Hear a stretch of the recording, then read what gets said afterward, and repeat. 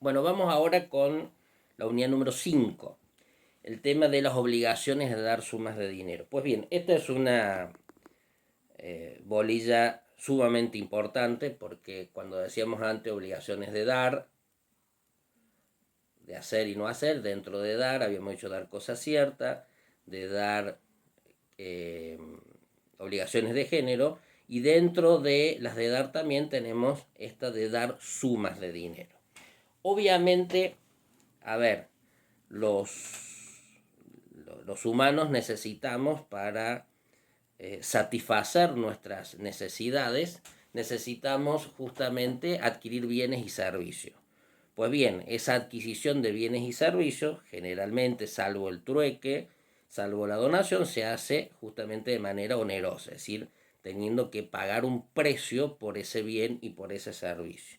Ese precio que se paga por ese bien, por ese servicio, justamente es el dinero.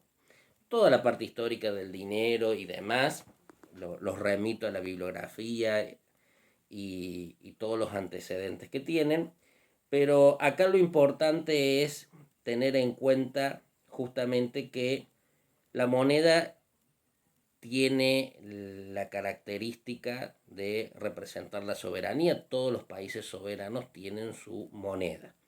Ahora bien, esa moneda tiene un respaldo o en oro o en otras monedas extranjeras, pero fundamentalmente en la confianza. Y justamente en los países en que no confían en su propia moneda se producen problemas económicos, fundamentalmente financieros y particularmente el de la inflación.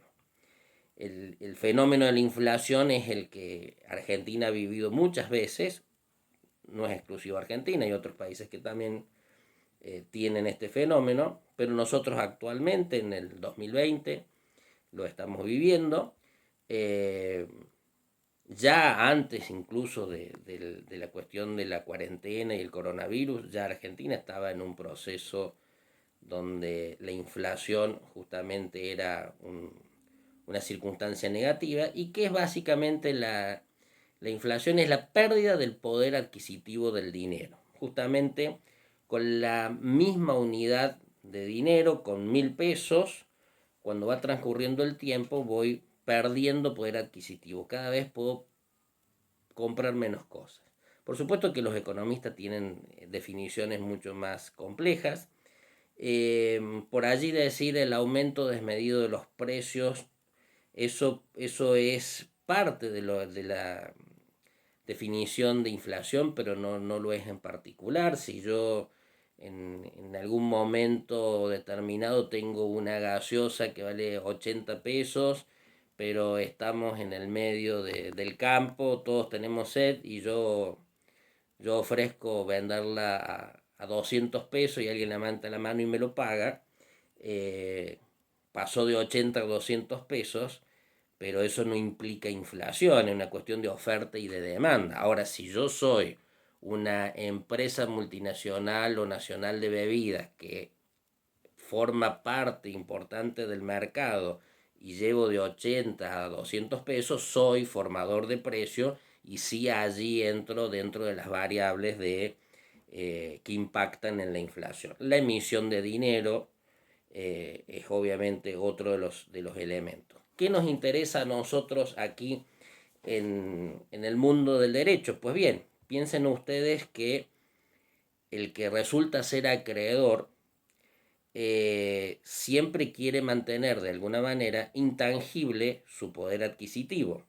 Y por el otro lado, el deudor quiere cumplir con su prestación. Y acá tenemos que entrar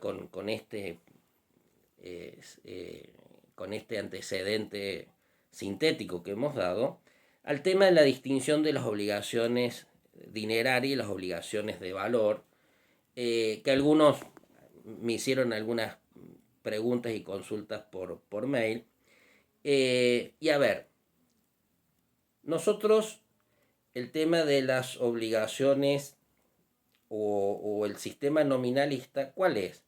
Es aquel sistema por el cual el deudor que se comprometió a pagar una determinada suma de dinero nominalmente individualizada, 100.000 pesos, y el acreedor, obviamente, en la relación jurídica suscribieron eso, ¿cómo se libera el deudor?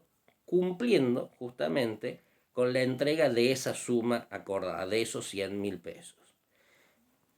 Si ha transcurrido el tiempo y esos 100.000 pesos han perdido poder adquisitivo, bueno, en este caso el acreedor es el que se ve perjudicado, pero el deudor tiene derecho a desobligarse. Obviamente que ya vamos a hablar a continuación del tema de los intereses y de la tasa de interés justamente vinculado a este punto. Lo importante acá es que, por el contrario, las obligaciones de valor son aquellas que el código nuevo lo permite de alguna manera circunstancial, porque pareciera que el principio sigue siendo el nominalista, pero en algunos casos se permiten justamente reclamar o pactar el valor de las cosas justamente al tiempo del efectivo cumplimiento. Un típico ejemplo suele ser el de un hecho de tránsito, un accidente de tránsito, donde yo iba con mi vehículo, otro que cruza en rojo, me choca el frente del automóvil. Reparar hoy, en mayo del 2020, ese hecho, las ópticas, el paragolpe, la pintura y demás, supongamos que cuesta 50.000 pesos. Si hay cumplimiento espontáneo y voluntario por parte de la compañía de seguro de la otra parte responsable o del otro o del responsable que se baja, me hace un cheque, me entrega el dinero, no voy a tener ningún problema porque con esos 50.000 pesos voy a poder reparar el automóvil. Ahora bien, si me niega el hecho, me niega la responsabilidad y tengo que acudir a sede judicial, demandarlo y obtener una sentencia de acá a 2 años, si en 2 años el proceso inflacionario, por ejemplo, en nuestro país ha seguido, cuando la sentencia ordene pagar 50.000 pesos, lo más probable es que con esos 50.000 pesos yo no pueda reparar mi automóvil porque esa reparación a esa fecha cueste 120.000 pesos. Con lo cual, en una obligación, o en un sistema nominalista, precisamente el deudor, ¿con cuánto se va a desobligar? Con 50.000.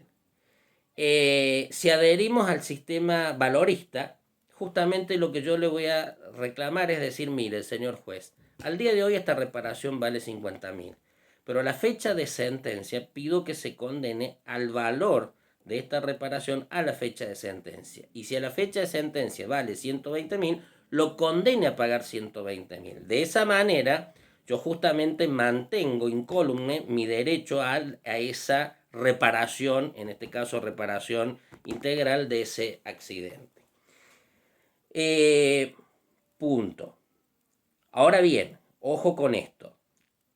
Si la obligación originaria es de dar suma de dinero y nació en pesos, la única forma que se extinga es en pesos y justamente la tasa de interés es la que ayuda a equiparar un poco la pérdida del poder adquisitivo, pero se va a liberar en pesos, es decir, no tengo forma de actualizar. Si yo presté 100.000 pesos y después no me los devuelven y después tengo que iniciar una acción judicial, pues ¿cuánto es el valor de ese crédito dentro de 2 años? La fecha de sentencia siguen siendo 100.000 pesos.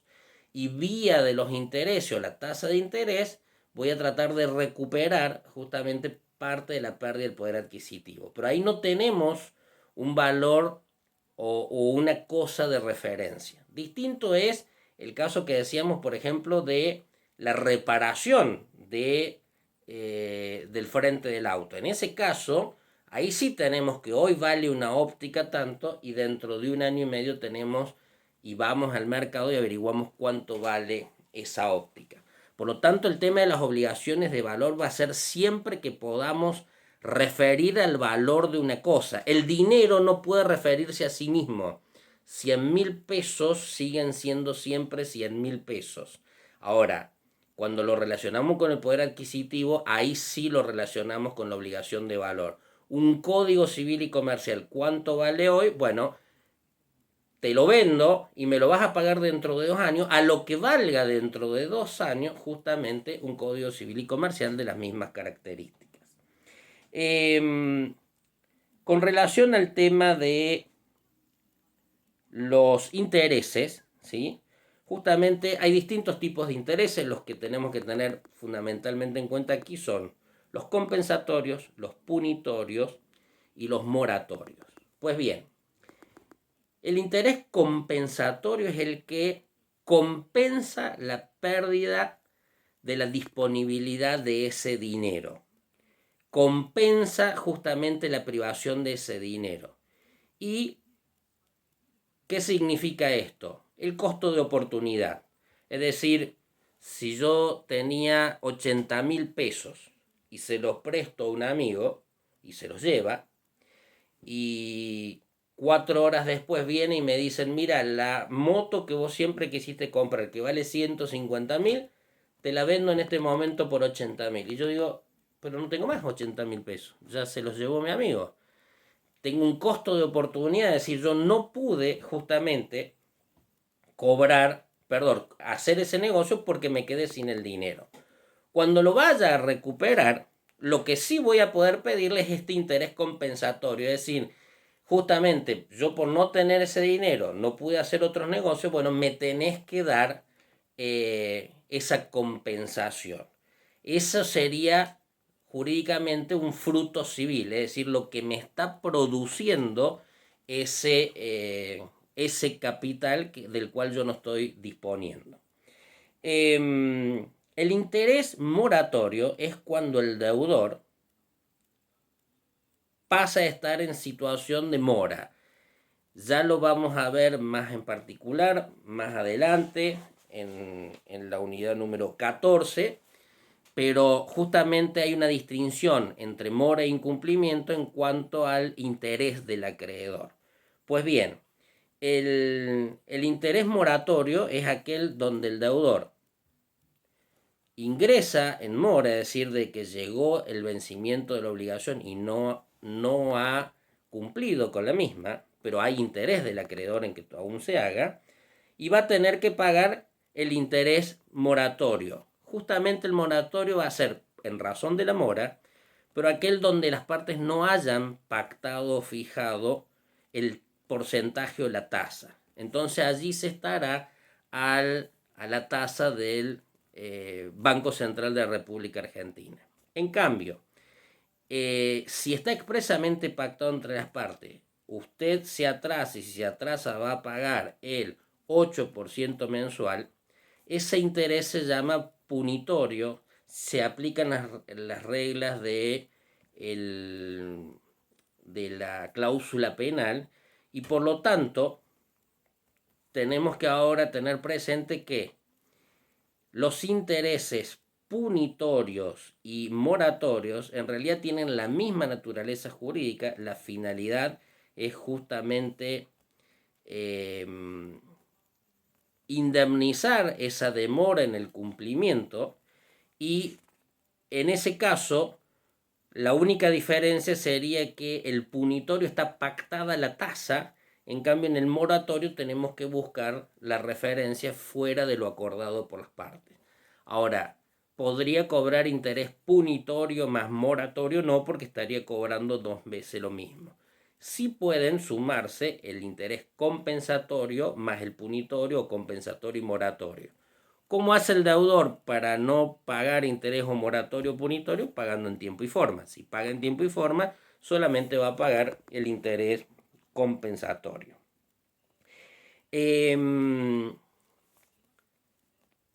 Bien, con relación al tema de la obligación en moneda extranjera, que fue objeto del primer práctico que hemos tenido, ha sido también objeto de interesantes preguntas por vía del mail.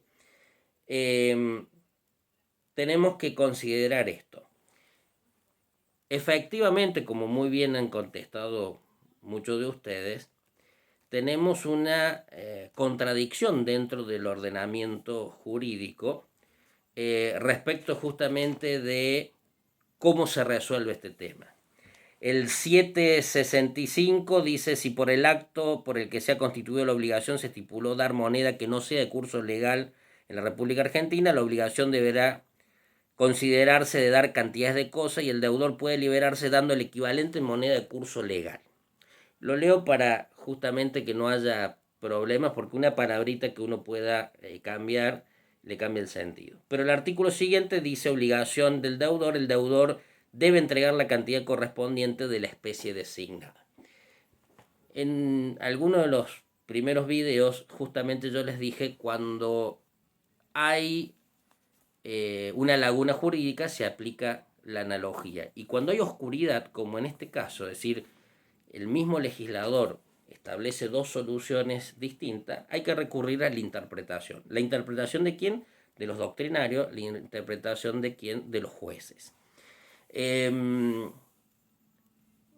Muchos dicen que el legislador en realidad no es que se le pasó, sino que había tantas opiniones encontradas al momento de la unificación del Código Civil y Comercial, que justamente dejaron estas dos opciones para que después sean los jueces, en definitiva, los que terminen interpretando este articulado. Pues bien, hay desde... a ver, la cuestión concreta es, si el dólar tiene una única cotización, en definitiva, que el deudor no me entregue $10.000 y me entregue el equivalente al valor oficial, en términos económicos, no le significaría al acreedor grandes problemas. La situación es cuando existe, como ocurre actualmente, y también ya ha ocurrido en Argentina en otras épocas, ocurre de que tenemos un dólar oficial, por ejemplo, a 68 pesos, tenemos un dólar paralelo, no oficial, no legal, de pleno mercado, que está supongamos en 120, y por lo tanto no es lo mismo para un acreedor recibir $10.000 billete que recibir 10.000 multiplicado por 68, que recibir 10.000 multiplicado por 110 o por 120. Justamente el poder adquisitivo de esa conversión es muy significativa. Entonces, obviamente, acá, como muchos de ustedes pusieron, si nosotros asesoramos al deudor, vamos a invocar justamente la parte del Código Civil que dice que puede liberarse pagando con moneda de curso legal a la cotización oficial. Por parte de los acreedores, justamente, como también han puesto ustedes, la solución es decir, mira, acá dice que usted cumple con la especie designada, y la especie designada, por ejemplo, es dólares, y usted va a tener que entregar de esa manera. ¿Qué dicen los jueces? ¿Sí? ¿Qué dicen los jueces? Pues bien, la interpretación que hicieron los jueces allá apenas se aprobó la unificación del Código Civil y Comercial, después de agosto del 2015, era sobre hechos que ya venían litigándose anteriormente, pero esos fallos hoy adquieren importancia a la luz de la nueva realidad económica que estamos viviendo, con esto de que hay distintas cotizaciones. Pues bien, algo que pocos casos lo han respondido respecto de esto, que en el práctico en su momento, yo les dije que en la oportunidad del video les iba a dar la resolución del práctico, una de las consignas era qué otras soluciones posibles. Allí sí fueron menos quienes pusieron la solución que fueron dando los tribunales, que es fallos. Es más, el leading case se llama, es de la Cámara Civil Sala F, que se llama F por las siglas, FMR contra ACA y otros consignación, y que están dentro del marco de un proceso de ejecución hipotecaria. Ese es el leading case, fue un fallo de agosto del 2015 que empezó a marcar el sendero y que otros fallos actualmente lo están siguiendo.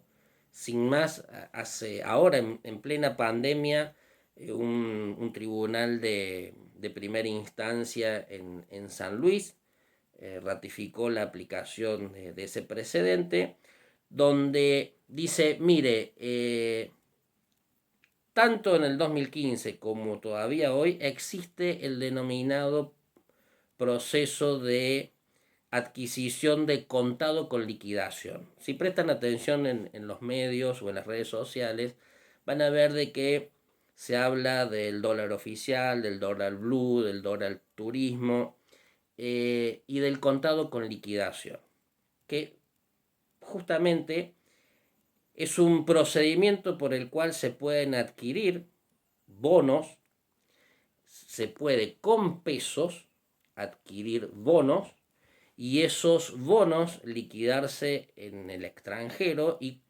percibirse en dólares. Obviamente que es toda una operatoria que se hace a través de las bolsas de comercio, hay que acudir a través de un operador de bolsa, pero no son eh, operaciones que solamente los pueden hacer algunos, sino que, eh, digamos, teniendo el conocimiento suficiente, uno puede llegar a la bolsa de valores y hacer ese procedimiento. Con esto, ¿qué queremos? ¿Qué quiere decir la jurisprudencia? Le viene diciendo, jurisprudencia mayoritaria, porque hay algunas excepciones, pero le viene diciendo a los deudores, mire, usted se comprometió a pagar con esta moneda y más allá de la autonomía de la voluntad, es decir, de que usted se comprometió, la supuesta imposibilidad de adquirir esa moneda extranjera por las limitaciones del Estado a través de la AFIP, a través del Banco Central y demás, en realidad tiene que ser total y absoluta, y deja de ser total y absoluta mientras subsista una opción como es el del contado con liquidación. Y también les agrego yo que algunos fallos lo señalan y otros no, que hay que considerar también qué fue lo que motivó o dio origen o la causa justamente de esa deuda en dólares.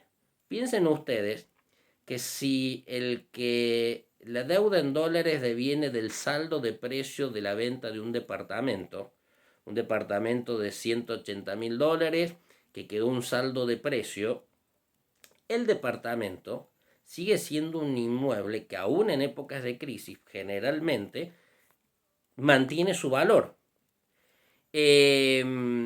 Y precisamente permitirle al deudor que se libere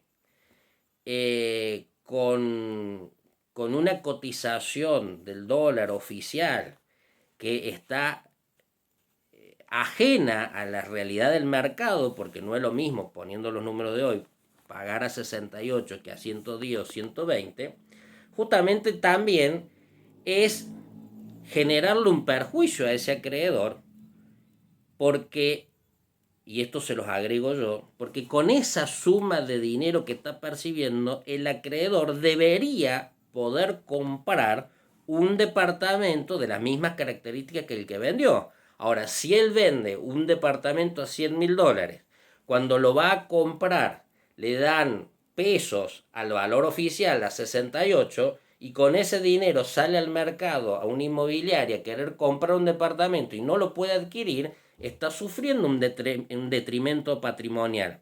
Por lo tanto, también la justicia equitativa de la relación jurídica, en este caso contractual, impone justamente que el deudor cumpla con su prestación y en este caso pagando con moneda extranjera.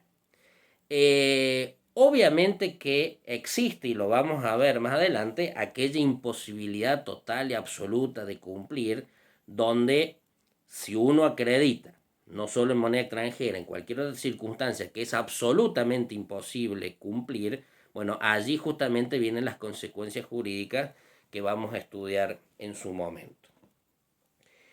Bueno, justamente para cerrar el tema de la moneda extranjera, el tema es la cuestión de los intereses. Y acá dejé para el final el tema de la tasa. A ver, en el mundo, por ejemplo, eh, en, en Canadá, como es en Suiza, si ustedes googlean y ven, bueno, ahora la pandemia ha alterado algunas de estas ecuaciones económicas, pero generalmente el dinero se paga por el uso del dinero el 3, 4, 5% anual. Anual. Es decir, el precio del dinero, es decir, disponer de dinero, se paga con un 3 a un 5% anual en economías estables y demás. ¿Por qué acá en Argentina hablamos del 5 o el 6% mensual? Es decir, estamos hablando más del 60% anual, ahora en estas circunstancias. ¿Por qué? ¿Por qué es tan caro? En realidad porque la tasa está compuesta justamente por distintas variables. La ganancia propiamente dicha, los costos que implica para, por ejemplo, el sistema financiero poder prestar ese dinero, necesita tener los cajeros automáticos, los cajeros humanos, guardia, seguridad, es decir, tiene un costo operativo, pero también, y es la parte más importante, es justamente el tema de el porcentaje de la tasa por el cual se trata de recomponer el poder adquisitivo que justamente hace perder la inflación. Por lo tanto, posiblemente del 60% anual, por ejemplo, el 55 o el 53 sea parte de recuperar la pérdida del poder adquisitivo. Y lo otro es justamente para gastos y para ganancia propiamente dicho. ¿Por qué decimos esto? Porque además de tener ustedes que entender esto de la cómo está compuesta la tasa, obviamente, y con esto cerramos, obviamente que si la obligación de dar dinero está constituida en pesos y después hay que justamente fijar un interés, el interés moratorio, punitorio o el mismo compensatorio va a ser una tasa alta para que pueda justamente, como anticipábamos, recomponerse el poder adquisitivo de ese dinero. Si yo debía 100.000 pesos, al 60% voy a tener que pagar 160.000 pesos. ¿Pero qué quiere decir? ¿Que el acreedor ganó 60.000 pesos? No. En realidad ganó 5, 6 o 10.000 pesos, porque los otros 50.000 pesos es para recuperar su poder adquisitivo. Posiblemente antes con los 100.000 pesos compraba un determinado bien y ahora necesita de esos 150.000 pesos para comprar de ese determinado bien. Distinto es en la moneda extranjera, donde en la moneda extranjera, justamente como el poder adquisitivo generalmente se mantiene, el interés es generalmente un interés más bien puro. Dicho de otra manera, una condena, y esto también está en los fallos judiciales, ¿no? Una condena de una obligación de dar pesos es, por ejemplo, con el 60% anual. Y si es con una moneda como el dólar, moneda extranjera, los intereses suelen ser del 5 al 8% anual. ¿Por qué en uno el 60 y el 8? Justamente la diferencia está en que el dólar mantiene su poder adquisitivo en dólares y por supuesto que lo que se está dentro de la tasa que se está reconociendo es justamente para qué, para cubrir el costo de oportunidad de no haber tenido los dólares en su momento, para recuperar justamente o para obtener una ganancia y demás. Bueno, seguimos con otra de las unidades.